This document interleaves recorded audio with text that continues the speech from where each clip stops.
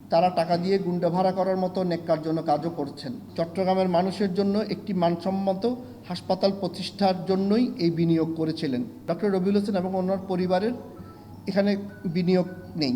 উনি ওখানে ভিতরে পরিবার পরিজন নাতি নাতনি নিয়ে ভিতরে থাকেন, এটা কি অবৈধ না? শত শত কোটি টাকা আত্মসাতের ঘটনা ধরে ফেলায় ডাক্তার রবিউল হোসেন অপপ্রচারে নেমেছেন বলে মন্তব্য করেন দৈনিক আজাদীর পরিচালনা সম্পাদক এবং ইম্পেরিয়াল হাসপাতালের চেয়ারম্যান ওয়াহিদ মালিক। তিনি তীব্র ক্ষোভ প্রকাশ করে বলেন, বছরের পর বছর ধরে লুটপাটে অভ্যস্ত হয়ে উঠেছিলেন তিনি। তা বন্ধ হয়ে যাওয়ায় বিচ্ছিন্ন একটি ঘটনাকে পুঁজি করে আমাকে আওয়ামী সন্ত্রাসী বানানো হয়েছে। তিনি ছলে বলে কৌশলে এবং ষড়যন্ত্র করে আমাকে ওখান থেকে সরিয়ে বছরের পর বছর ধরে যেসব লুটপাট করে আসছিলেন সেভাবে ভবিষ্যতেও চালাতে চান। তিনি তার এক পুত্র রাজীব হোসেনকে চক্ষু হাসপাতালে এবং অপর পুত্র রিয়াজ হোসেনকে ইম্পেরিয়াল হাসপাতালে বসিয়ে দুটি হাসপাতালকেই পারিবারিক সম্পত্তি বানাতে মরিয়া হয়ে ওঠেন। অথচ এই হাসপাতালে আমার বাবাসহ চট্টগ্রামে অনেক শিল্পপতির কষ্টার্জিত কোটি কোটি টাকার বিনিয়োগ রয়েছে, যারা শুধু ব্যবসা নয়, চট্টগ্রামের মানুষের জন্য একটি মানসম্মত হাসপাতাল প্রতিষ্ঠার জন্যই এই বিনিয়োগ করেছিলেন। আপনাদের অবগতির জন্য আমি জানাতে চাই, ডক্টর রবিউল হোসেন এবং ওনার পরিবারের এখানে বিনিয়োগ নেই। দেশের অস্থিতিশীল পরিস্থিতির সুযোগ নিয়ে তারা ঘোলা পানিতে মাছ শিকারের চেষ্টা করছেন। আমি আমার জীবন নিয়ে শঙ্কিত। আমাকে হত্যার পরিকল্পনার পাশাপাশি তারা আগামী 14ই আগস্ট বোর্ড সভার বৈঠক করার ব্যবস্থা করেছে বিএনএসবিতে। ওই বৈঠকে তাদের লোকজন নিয়ে পাহাড়তলী চক্ষু হাসপাতাল চিরতরে নিজেদের কুক্ষিগত করার পরিকল্পনা পাকা করা হচ্ছে। আমি চট্টগ্রামের প্রশাসনের প্রতি এই প্রতিষ্ঠানটাকে ধ্বংস এবং লুটপাটের হাত থেকে রক্ষা করার জন্য আকুল আবেদন জানাই। রবিবার 12ই আগস্ট দৈনিক আজাদী ভবনে আয়োজিত এক জনাকীর্ণ সাংবাদিক সম্মেলনে লিখিত বক্তব্যে ওয়াহিদ মালিক বলেন, পাহাড়তলী চক্ষু হাসপাতাল একটি ট্রাস্টের সম্পত্তি। এটি কারো ব্যক্তিগত সম্পদ নয়। আমি নিজেই এটির বোর্ড মেম্বার এবং আমার বাবা এম এ মালিক এটির চেয়ারম্যান। ডাক্তার রবিউল হোসেন এটির ম্যানেজিং ট্রাস্টি। চক্ষু হাসপাতাল ট্রাস্টের পাশাপাশি আমার বাবা সহ কয়েকজন শিল্পপতির বিনিয়োগ এবং বিশাল অঙ্কের ব্যাংক ঋণে গড়ে ওঠে চট্টগ্রামের ইম্পেরিয়াল হাসপাতাল। এখানে আমাদের ব্যক্তিগত বিনিয়োগ আছে, বাট চক্ষু হাসপাতালে তো কারো ব্যক্তিগত বিনিয়োগ নেই।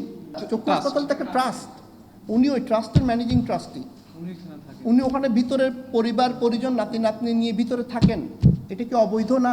শুধু উনি না, ওনার দুই ছেলে উনি তিনজনই থাকেন। এবং যে বিল্ডিংটায় আমাদের ইম্পেরিয়াল কলেজ অফ নার্সিংয়ের বিল্ডিং, ওই বিল্ডিংয়ের 7 তলায় ওনার ছেলে অবৈধভাবে দখল করে রেখেছে।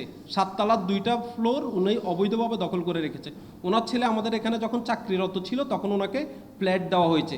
উনি চাকরি ছেড়ে যাওয়ার নভেম্বরে চাকরি ছেড়ে গেছে 2023 সালে। এই পর্যন্ত এখন পর্যন্ত আমাদের ওই ফ্ল্যাটটি উনি অবৈধভাবে দখল করে রেখেছে, এখনও আমাদেরকে ছেড়ে দেয়নি।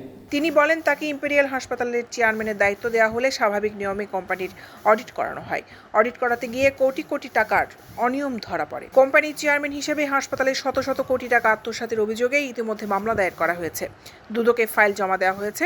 ইম্পেরিয়াল হাসপাতালের বর্তমান ম্যানেজমেন্টের এই উদ্যোগে দিশেহারা হয়ে ডাক্তার রবিউল হোসেন এবং তার 2 পুত্র নানা ধরনের ষড়যন্ত্র করেছেন বলেও সাংবাদিক সম্মেলনে জানানো হয়।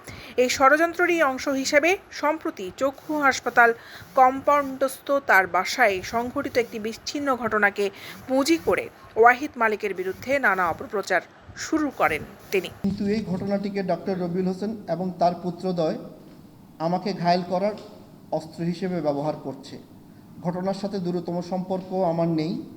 ঘটনার ব্যাপারে আমি কিছু জানতামও না। প্রকৃতপক্ষে বিশৃঙ্খলাকারীরা রবিউল হোসেনের বাসায় চড়াও হলে ওই কম্পাউন্ডে থাকা সিআইসিএন বিল্ডিং থেকে এলিট ফোর্সের সিকিউরিটি ইম্পেরিয়াল হাসপাতালের সিএফও মোহাম্মদ হেলালকে ফোন করেন। ওই বিল্ডিংটিতে ইম্পেরিয়াল হাসপাতালে কর্মরত কয়েকজন ভারতীয় নাগরিক বসবাস করেন। তাদের উপর হামলা হয়েছে কিনা সেটা দেখার জন্যই ইম্পেরিয়াল হাসপাতালের চেয়ারম্যান হিসেবে আমি এবং আরও কয়েকজন উচ্চপদস্থ কর্মকর্তারা সেখানে যাই। বিশৃঙ্খলাকারীরা চলে যাওয়ার বেশ পরেই আমরা সেখানে পৌঁছি। কিন্তু আমরা সেখানে যাওয়ার পথেই রবিউল হোসেনের পুত্র রাজীব হোসেন কয়েকজন সহযোগী সহ আমাদের উপর হামলার চেষ্টা করে। তখন আমরা ফিরে আসি।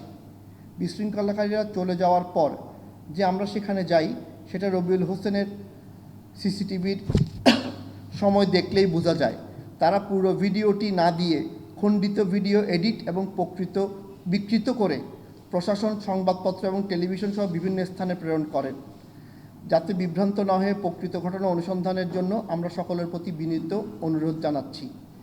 এর বাইরে আমার সাথে ওই ঘটনার কোনো সম্পর্ক না থাকলেও রবিউল হোসেন এবং তার 2 পুত্র সহ আমাকে আওয়ামী সন্ত্রাসী আখ্যা দিয়ে নানাভাবে মিথ্যাচার করছেন। তারা আমার জীবন নাশেরও চেষ্টা করছেন।